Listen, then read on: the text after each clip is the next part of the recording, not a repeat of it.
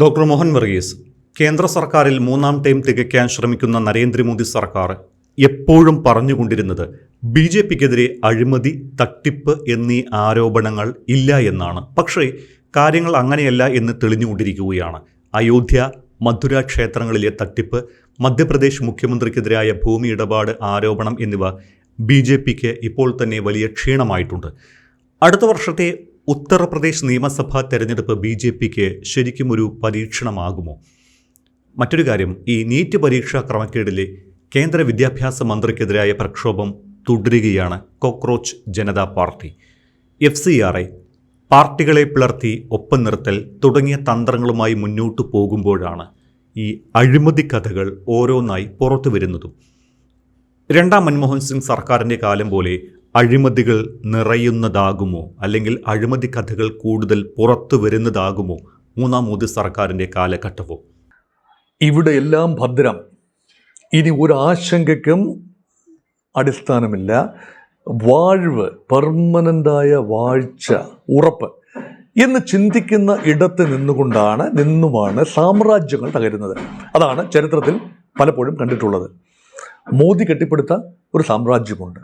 ഹിന്ദുത്വ ശക്തികളുടെ, ഭാരതീയ ജനതാ പാർട്ടിയുടെ സംഘടനാ മികവിൻ്റെ, RSSൻ്റെ സ്വാധീനത്തിൻ്റെ എല്ലാം ഫലമായി ഉണ്ടായി വന്ന ഒരു വലിയൊരു സൂപ്പർ സ്ട്രക്ചറുണ്ട്. 2014 തുടങ്ങുകയും ഇന്നും അഭംഗുരം മുന്നോട്ട് പോവുകയും ഇടയ്ക്ക് ചെറിയ വീഴ്ചകൾ 2024 ചെറിയ തോതിൽ ഒന്ന് കിതയ്ക്കുകയും, പക്ഷേ ആ കിതപ്പ് വീഴ്ചയിലെത്തി നിൽക്കാതിരിക്കുകയും ഒക്കെ ചെയ്തുകൊണ്ടുള്ള ഒരു അത്ഭുതകരമായൊരു പോക്ക്. The going is very very smooth generally. പക്ഷേ ഇപ്പോഴിതാ ഏറെ വർഷം കഴിഞ്ഞ്, 10-12 വർഷം കഴിഞ്ഞ് ഒന്ന് തിരിഞ്ഞു നോക്കുമ്പോൾ എവിടെയോ ഒരു കല്ലുകടിയില്ലേ? മൂന്നാം ഊഴം, നരേന്ദ്രമോദിയുടെ മൂന്നാം ഊഴം നമ്മെ ഓർപ്പിക്കുന്നത് ഡോക്ടർ മൻമോഹൻ സിംഗിൻ്റെ രണ്ടാം ഊഴത്തിൻ്റെ അവസാനം സംഭവിച്ച ചില അഴിമതി ആരോപണങ്ങൾ, ഗവൺമെൻറ്റിൻ്റെ മുഖം നഷ്ടപ്പെടുന്ന, UPA 2ൻ്റെ മുഖം നഷ്ടപ്പെട്ട അന്തരീക്ഷം, അതിന് സമാനമായ രീതിയിൽ ഒന്നിന് പുറകെ ഒന്നായി ആരോപണങ്ങളും വിവാദങ്ങളും മോദി സർക്കാരിനെ പിടിച്ചുലയ്ക്കുന്നുണ്ടോ? നീറ്റ് പരീക്ഷയുമായി ബന്ധപ്പെട്ട വിവാദം, കോക്രോച്ച് ജനതാ പാർട്ടിയുടെ രൂപീകരണത്തിന്, അല്ലെങ്കിൽ സാമൂഹ്യ കൂട്ടായ്മയുടെ രൂപീകരണത്തിന് ഒരുപക്ഷെ ഒരു അരാഷ്ട്രീയമായ ഒരു പ്രക്രിയയിലൂടെ യൂത്ത്, ജൻ സി തങ്ങളുടെ അഭിപ്രായം അറിയിക്കുകയാണ്. അതിന് ഘടനാപരമായ മാർഗങ്ങളൊന്നുമില്ല. ഒരുപക്ഷെ അവിടെ സ്ട്രെങ്ത് നമുക്ക് അസസ് ചെയ്യാൻ ആവില്ല. എങ്കിലും ഒരു റിസെൻറ്റ്മെൻ്റ് ഉണ്ട്. രാഷ്ട്രീയ കക്ഷികൾക്കൊന്നും തന്നെ, പ്രതിപക്ഷത്തെ കക്ഷികൾക്കൊന്നും തന്നെ ടേക്കപ്പ് ചെയ്യാനാവാത്ത ഇടങ്ങളിലേക്ക് പാറ്റാക്കൾ കടന്നിറങ്ങുന്നു എന്ന ചിന്തയുണ്ട്. ഒരു ചിന്ത. 2, അതൊരു ധർമ്മേന്ദ്ര പ്രധാൻ എന്ന മന്ത്രിയുമായി ബന്ധപ്പെട്ടതോ അല്ലെങ്കിൽ ആ പ്രക്രിയയുമായി ബന്ധപ്പെട്ടതോ ആയ ചില പുഴുക്കുത്തുകൾ, പരീക്ഷാ നടത്തിപ്പുമായി ബന്ധപ്പെട്ട ചില വിവാദങ്ങൾ, മെല്ലെപ്പോക്ക്, അല്ലെങ്കിൽ ചില ഒമിഷൻസ് ആൻഡ് കമ്മീഷൻസ്, വേണമെങ്കിൽ അതിനെ ഡെലിബറേറ്റ് ആക്ടിവിറ്റി, ഒരു പരീക്ഷാ സംവിധാനം മനഃപൂർവ്വമായി മന്ത്രാലയത്തിൻ്റെ ഭാഗത്ത് നിന്നുകൊണ്ട്, അധികാരികളുടെ ഭാഗത്തു നിന്ന് ചവിട്ടിക്കുഴച്ചു എന്ന് പറയാനാവില്ലല്ലോ. അതിൽ ചില പുഴുക്കുത്തുകൾ കടന്നുകൂടി അത് കണ്ടെത്തി നീക്കം ചെയ്യാൻ പരീക്ഷാ പേപ്പർ സെറ്റ് ചെയ്യുന്നവരാകട്ടെ, നടത്തുന്നവരാകട്ടെ, രഹസ്യം സൂക്ഷിക്കാൻ ചുമതലപ്പെട്ടവരാകട്ടെ, അവർ തങ്ങളുടെ കർത്തവ്യം ജാഗ്രതാപൂർവം ചെയ്തില്ല. അതിനുള്ളിൽ തന്നെ കള്ളൻ കപ്പലിൽ ഉണ്ടായിരുന്നു. അതാണ് അതിൻ്റെ ഒരു ഡയഗ്നോസിസ്. പക്ഷേ അങ്ങനെയാണോ അയോധ്യ രാമജന്മഭൂമിയിൽ പ്രതീക്ഷാപൂർവം പണിത ക്ഷേത്രം എത്ര കാലത്തെ പതിറ്റാണ്ടുകളുടെ പോരാട്ടത്തിൻ്റെ പരിസമാപ്തിയല്ലേ ജനുവരി 2024 സംഭവിച്ച രാംലല്ലയുടെ ഒരു സ്ഥാപനവും അഭിമാനകരമായ രീതിയിൽ അയോധ്യ രാമക്ഷേത്രം വന്നതും? സ്വാഭാവികമായി കോടിക്കണക്കിന് രൂപ അവിടെ വരുമാനമായി വരും, നേർച്ചയായി, കാണിക്കയായി, സംഭാവനയായി വരും. അതെല്ലാം തന്നെ കൈകാര്യം ചെയ്യേണ്ടത് രാമജന്മഭൂമി ട്രസ്റ്റാണ്. ഒരു ട്രസ്റ്റിൻ്റെ കീഴിലാണ്. ചമ്പത് റായ് ആ ട്രസ്റ്റുമായി ബന്ധപ്പെട്ട സെക്രട്ടറിയാണ്. അദ്ദേഹം വിശ്വ ഹിന്ദു പരിഷത്തിൻ്റെ വൈസ് പ്രസിഡന്റ് കൂടിയാണ് എന്നോർക്കണം. ഇപ്പം ചമ്പത് റായിക്ക് നേരെയാണ് ആരോപണം ഉയർന്നിരിക്കുന്നത്. ഒരു വ്യക്തിക്ക് നേരെ മാത്രമല്ല, ആ ട്രസ്റ്റിൻ്റെ പ്രവർത്തനങ്ങളെ മുൾമുനയിൽ നിർത്തത്തക്ക രീതിയിൽ ആരോപണങ്ങൾ വരികയാണ്. കാണിക്കേണ്ട പണം പലതും കാണാനില്ല. അത് പ്രതിപക്ഷം ഉയർത്തുന്ന, അഖിലേഷ് യാദവ് ഉയർത്തുന്ന ആരോപണം മാത്രമല്ല, ഭാരതീയ ജനതാ പാർട്ടിയുടെ നേതാക്കളും, ബ്രിജ് ഭൂഷൺ മുതലായ നേതാക്കളും, മറ്റു പല BJP നേതാക്കളും മുഖ്യമന്ത്രിയോട് മുഖ്യമന്ത്രി യോഗി ആദിത്യനാഥിനോട് പരാതിപ്പെട്ടിരിക്കുകയാണ്. അവിടെ സുതാര്യത വേണം, തീക്കട്ടയിൽ ഉറുമ്പരിക്കുകയോ? ഇതാണ് ആശ്ചര്യജനകമായ ചോദ്യം. ഒരിക്കലും സംഭവിക്കരുതാത്തത്. അത് ഹിന്ദുത്വ ശക്തികൾ യഥാർത്ഥത്തിൽ അഭിമാനപൂർവ്വം കൊണ്ടുവന്നതാണ് ക്ഷേത്രം. അല്ലെങ്കിൽ അതിൻ്റെ പിന്നിലെ രാഷ്ട്രീയ നേട്ടം, അത് മോദിയെ സംബന്ധിച്ചിടത്തോളവും അമിത്ഷായെ സംബന്ധിച്ചിടത്തോളവും രാഷ്ട്രീയ നേട്ടത്തിന് ഉപകരിക്കാവുന്നതാണ്. പക്ഷേ അത് ആ രീതിയിൽ ഉപകരിച്ചില്ല എന്നത് 2024 ലോക്സഭാ തെരഞ്ഞെടുപ്പ് ഫലം വന്നപ്പോൾ മനസ്സിലായി. രാമക്ഷേത്രം ഇരിക്കുന്ന ആ ഭൂമി ഫൈസാബാദ്, അതിൻ്റെ മണ്ണ് ജയിച്ചത് BJP അല്ല എന്ന് ഓർക്കണം. സമാജ്വാദി പാർട്ടിക്ക് അതിന് വിജയിച്ചു വരാൻ കഴിയുന്നു. അതിനർത്ഥം പൂർണ്ണമായി ജനമൊക്കെ രാമക്ഷേത്രം കണ്ടൊന്നുമല്ല ജനം വോട്ട് ചെയ്തത് എന്നതാണ് സത്യം. പക്ഷെ ഇപ്പോൾ ഇതാ ഉത്തർപ്രദേശിൽ തിരഞ്ഞെടുപ്പ് വരാൻ പോകുന്നു. ഫെബ്രുവരി 2027 തിരഞ്ഞെടുപ്പ് വരണം. അതിപ്പോൾ മുൻകൂട്ടിയാക്കാൻ സാധ്യതയുണ്ടെന്ന രീതിയിൽ സംസാരമുണ്ട്. യോഗി ആദിത്യനാഥ് മിടുക്കനായ ആളാണ്. 2ാം വട്ടവും BJPയെ ഉത്തർപ്രദേശിൽ അധികാരത്തിലെത്തിച്ച ആളാണ്. ഭാവനാസമ്പന്നനാണ്. പക്ഷേ BJPയിൽ ഒരു വലിയ അധികാര തർക്കമുണ്ട് എന്ന് പൊതുവെ നിരീക്ഷിക്കപ്പെടുന്നു. മോദിക്ക് ശേഷം അത് അമിത്ഷായാവുമോ അതോ യോഗി ആദിത്യനാഥ് ആകുമോ എന്ന ചോദ്യം അണിയറയിൽ വളരെ സജീവമാണ്. അരങ്ങത്തേക്ക് അത് വന്നിട്ടില്ല എന്ന് മാത്രം. മനുഷ്യൻ പൊച്ചം ഇത് പറയുന്നുണ്ട്. ആരാവും? മോദിക്കൊരു പിൻഗാമി ഉണ്ടാവണമല്ലോ. മോദി 75 വയസ്സും കടന്ന് മുന്നോട്ട് പോവുകയാണ്. അദ്ദേഹം തന്നെ സെറ്റ് ചെയ്ത ബെഞ്ച് മാർക്ക് എല്ലാം അദ്ദേഹം തന്നെ വയലേറ്റ് ചെയ്ത് മുന്നോട്ട് പോകുന്നു. ഒരുപക്ഷെ അടുത്ത തിരഞ്ഞെടുപ്പിലും മോദി തന്നെ ആവുമോ നയിക്കുക? അറിയില്ല. പക്ഷെ മോദിക്ക് മാത്രമായി ഒരു ഇളവ് വീണ്ടും പിണറായി വിജയന് ലഭിച്ചതുപോലെ വീണ്ടും ഒരു ഇളവ് നരേന്ദ്രമോദിക്കും ലഭിക്കുമോ? തൻ്റെ സ്വന്തം പാർട്ടി പറയുന്ന ഒരു ഏജ് ലിമിറ്റ് മറികടന്നുകൊണ്ട് അറിയില്ല. പക്ഷേ ചരടുവലികൾ സജീവമാണ് BJPക്കുള്ളിലും. 2ാം സ്ഥാനത്ത് നിലവിലൊരു 2ാം സ്ഥാനക്കാരനില്ല എന്നതാണ് വാസ്തവം. വേണമെങ്കിൽ പറയാം കേന്ദ്ര ആഭ്യന്തരമന്ത്രി അമിത്ഷാ ഗുജറാത്തിൻ്റെ ആഭ്യന്തരമന്ത്രിയായിരുന്നു. മോദിയുടെ നിഴലായി എപ്പോഴും കൂടെയുള്ള ആളാണ് അമിത്ഷാ. മോദിക്ക് ശേഷം അമിത്ഷാ എന്ന രീതിയിൽ വയസ്സും അദ്ദേഹത്തിന് അനുകൂലമാണ്. അനുകൂലമാകുന്ന വയസ്സ് തന്നെയാണ് യോഗി ആദിത്യനാഥ്. അദ്ദേഹവും സാമാന്യം ചെറുപ്പം തന്നെയാണ്. അദ്ദേഹത്തോടൊപ്പം തന്നെ പ്രായം വരില്ല.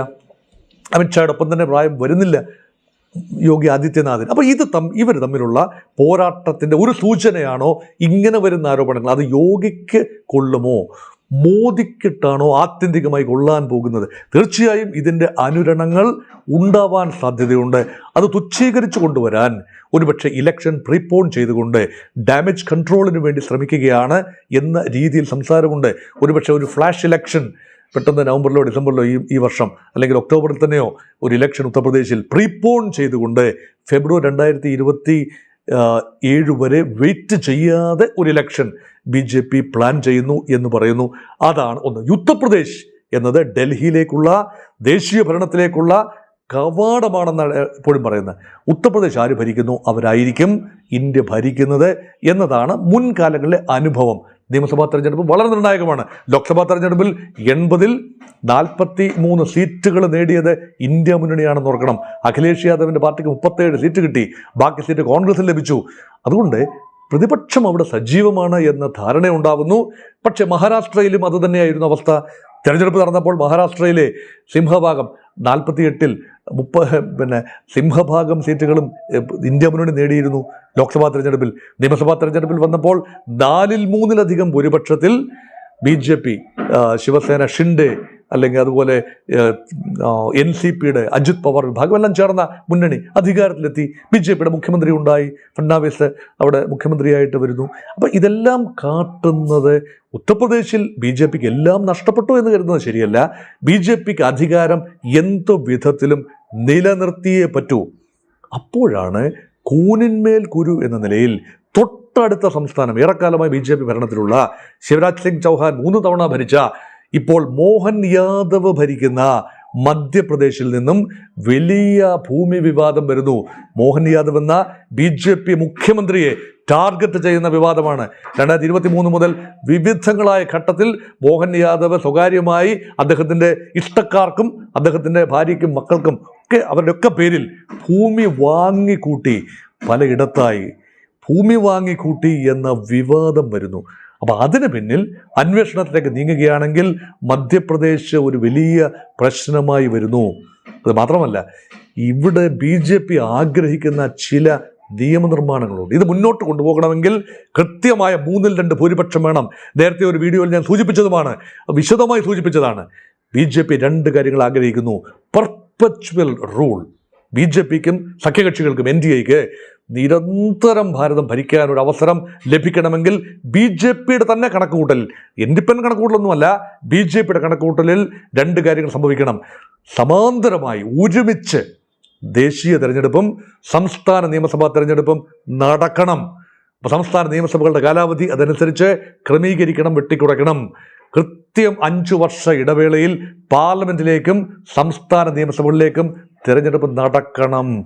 1 നേഷൻ 1 ഇലക്ഷൻ. ആ തെരഞ്ഞെടുപ്പ് നടക്കുന്നത് ഒരു പുതിയ മണ്ഡല ക്രമീകരണത്തിൻ്റെ അടിസ്ഥാനത്തിലായിരിക്കണം. അതായത് ഡീലിമിറ്റേഷൻ ഓഫ് ദ കോൺസ്റ്റിറ്റ്യുവൻസിയിൽ നിയോജക മണ്ഡലങ്ങളുടെ പുനർനിർണയം നടത്തി ജനസംഖ്യ ആനുപാതികമായി വടക്കേ ഇന്ത്യയിലെ BJP ഭൂരിപക്ഷം ലഭിക്കാൻ സാധ്യത എന്നേ പറയുന്നുള്ളൂ, സാധ്യതയുള്ള സംസ്ഥാനങ്ങളിൽ കൂടുതൽ സീറ്റുകൾ ലഭിക്കത്തക്ക രീതിയിൽ കൂടുതൽ എണ്ണമുള്ള പാർലമെൻറ്റ് ഉണ്ടാവണം, കൂടുതൽ പ്രാതിനിധ്യ സ്വഭാവം ഉണ്ടാവണം. ഇത് രണ്ടും സംഭവിച്ചാൽ ഇന്ത്യ മുന്നണിക്ക്, ഇപ്പോൾ തന്നെ ദുർബലമായിരിക്കുന്ന ഇന്ത്യ മുന്നണിക്ക് ഒരുമിച്ച് നിൽക്കാനാവില്ല, ചിതറിപ്പോകും. ഇപ്പോൾ തന്നെ ചിതറുന്ന മട്ടാണ്. നോക്കൂ, കഴിഞ്ഞ ഒരു മാസത്തിനുള്ളിൽ നടത്തിയിട്ടുള്ള ഓപ്പറേഷൻ ലോട്ടസ് എപ്പിസോഡ് 2 അല്ലെങ്കിൽ 2.0 എന്ന് പറയാവുന്ന രീതിയിലുള്ള നീക്കങ്ങൾ നോക്കൂ. 3 സംസ്ഥാനങ്ങളിൽ ഏറ്റവും അധികം MLA-മാരെ വിടുന്ന രണ്ടാമത്തെ സംസ്ഥാനം പശ്ചിമബംഗാളാണ്. പശ്ചിമബംഗാളിൽ വലിയ നമ്പറാണ്. മഹാരാഷ്ട്രയിൽ ഓൾറെഡി ഇപ്പം ശിവസേനയിൽ ഷിൻഡെ വിഭാഗത്തിലേക്ക് വലിയ തോതിൽ ഉദ്ധവ് വിഭാഗത്തിൽ നിന്നും MP-മാർ പോകും എന്ന ഒരു ചിന്തയാണ് ഇപ്പോഴുള്ളത്. Practically Mamata party is practically finished in West Bengal. Trinamool Congress എന്തൊരു വലിയ സാന്നിധ്യമായിരുന്നു ബംഗാളിൽ. പരാജയപ്പെട്ടപ്പോൾ 80 സീറ്റുമായി 242 അംഗ സഭ, 293 അംഗ സഭയിൽ 80 സീറ്റുമായി നിറമങ്ങിയ പ്രകടനം കാഴ്ചവെച്ച ഉടനെ തന്നെ ഈ സാമാജികരെ കൊണ്ടങ്ങ് പോയി മറുപക്ഷം റാഞ്ചിക്കൊണ്ടുപോയി യഥാർത്ഥ തൃണമൂൽ ആര് എന്ന ചോദ്യം ഇപ്പോൾ കോടതിയുടെ മുമ്പിലാണ്. മമതയ്ക്ക് തൃണമൂലിൻ്റെ നേതൃത്വം നഷ്ടപ്പെട്ടിരിക്കുന്നു. ഋതപ്രത ബാനർജി അവിടെ പ്രതിപക്ഷ നേതാവായി വരുന്നു. അദ്ദേഹം BJPയെ മറ്റൊരു രീതിയിൽ സഹായിച്ചുകൊണ്ടിരിക്കുകയാണ്. അങ്ങനെ മമതയുടെ രാജ്യസഭ MP-മാർ, മമതയുടെ പിന്നിൽ അണിനിരന്ന ലോക്സഭ 29 ലോക്സഭ MP-മാരുണ്ട്. അതിൽ 20 പേരും മറുപക്ഷത്തേക്ക് ചാഞ്ഞു എന്ന് പറയുമ്പോൾ മമതയുടെ കൂടെ ആളില്ല. ഇതെല്ലാം തന്നെ 3/2 ഭൂരിപക്ഷം പാർലമെന്റിന്റെ ലോക്സഭയിൽ 540 അംഗ ലോക്സഭയിൽ ഇപ്പോൾ 360 സീറ്റുകൾ അല്ലെങ്കിൽ വോട്ടുകൾ വേണം 3/2 ഭൂരിപക്ഷത്തിന്. ഇപ്പോൾ അതില്ല. ഇപ്പോൾ 293 മാത്രമേ NDAയ്ക്കുള്ളൂ. മമതയുടെ 20-ഉം മമതയിൽ നിന്നും മാറി വന്ന 20-ഉം പിന്നീട് ഒരുപക്ഷെ ഉദ്ധവ് സേനയിൽ നിന്നും വരാൻ പോകുന്ന 6-7 അതുപോലെ മറ്റ് ഒരുപക്ഷെ സമാജ്വാദി പാർട്ടിയിലേക്ക് കൂടി പിളർപ്പ് വ്യാപിക്കും. 36 MP-മാരുണ്ട്, 37 MP-മാരുണ്ട്. അതിൽ 3/2 ഭാഗം 10-30ഓളം MP-മാർ മറുകണ്ഠം ചാടിയാൽ വൻ നമ്പേഴ്സാണ് BJPക്ക് അനുകൂലമായി, NDAയ്ക്ക് അനുകൂലമായി തെരഞ്ഞെടുപ്പ് ഇതിൽ ലഭിക്കുന്നത്. ഈ വോട്ടെടുപ്പ്, നിർണായക വോട്ടെടുപ്പിൽ 3/2 ഭൂരിപക്ഷം വേണം. പാർലമെന്റിൽ 2 മണ്ഡലങ്ങളിലും 3/2 ഭൂരിപക്ഷം ആവശ്യമാണ് നിർണായക നിയമ ഭേദഗതികൾ, ഭരണഘടനാ ഭേദഗതികൾ മുന്നോട്ട് പോകാൻ. അതിനുവേണ്ടി അടുത്ത തെരഞ്ഞെടുപ്പ് വരെ വെയിറ്റ് ചെയ്യാനൊന്നും തയ്യാറല്ല. അതിനു മുൻപ് സംഘടിപ്പിച്ചെടുക്കണം. By hook or by the crook, more by the crook than by the hook എന്നൊക്കെ വേണമെങ്കിൽ പറയാം. ആ രീതിയിൽ. അതേപോലെ തന്നെ രാജ്യസഭയിൽ നോക്കൂ, ജാർഖണ്ഡിൽ ഒരു സീറ്റ് കോൺഗ്രസ് ലഭിക്കാവുന്നതാണ്. ക്രോസ് വോട്ടിങ്ങിലൂടെ കോൺഗ്രസിന് പകരം BJP നിർത്തിയ സ്വതന്ത്ര സ്ഥാനാർത്ഥി അവിടെ വിജയിച്ചു വരുന്നു. മാത്രമല്ല മധ്യപ്രദേശിൽ തന്നെ കോൺഗ്രസ് സ്ഥാനാർത്ഥിക്ക് മീനാക്ഷി നടരാജൻ്റെ നാമനിർദ്ദേശ പത്രിക തള്ളി അവിടെ BJPക്ക് ഏകപക്ഷീയമായി ജയിച്ചു വരാവുന്ന അവിടെ നിലവിലുണ്ടായിരുന്ന 3 സീറ്റിൽ 2 BJPക്കും 1 കോൺഗ്രസിനും ലഭിക്കാമായിരുന്നു. നിയമസഭാ സാമാജികരുടെ എണ്ണം വെച്ച് നോക്കുമ്പോൾ 3ഉം ലഭിച്ചത് BJPക്കാണ് എന്നോർക്കുമ്പോൾ എങ്ങനെയും മഹാഭൂരിപക്ഷം 3/2 ഭൂരിപക്ഷം നേടിയെടുക്കാൻ ശ്രമിച്ചുകൊണ്ടിരിക്കുകയാണ്. അതേപോലെ തന്നെ BJP അതിശക്തമായി BJPക്കെതിരെ പ്രവർത്തിക്കാൻ സാധ്യതയുള്ള പണപരമായ സ്രോതസ് പോലും ജനിക്കൊണ്ടുവരുന്നതിൻ്റെ ഭാഗമായി FCRA ലെജിസ്ലേഷനുമായി മുന്നോട്ട് പോവുകയാണ്. അതുമാത്രമല്ല അതിനു മുമ്പ് തന്നെ ചട്ടങ്ങൾ നിരന്തരം ക്രമീകരിക്കുക. 2011 മുതൽ നാളിതുവരെ 10-ലധികം പ്രാവശ്യമാണ് FCRA ചട്ടങ്ങളിൽ വലിയ മാറ്റങ്ങൾ വരുത്തുന്നത്. നോക്കൂ, 18,000-ഓളം FCRI രജിസ്ട്രേഷനുകളാണ് ക്യാൻസലായി പോകുന്നത്.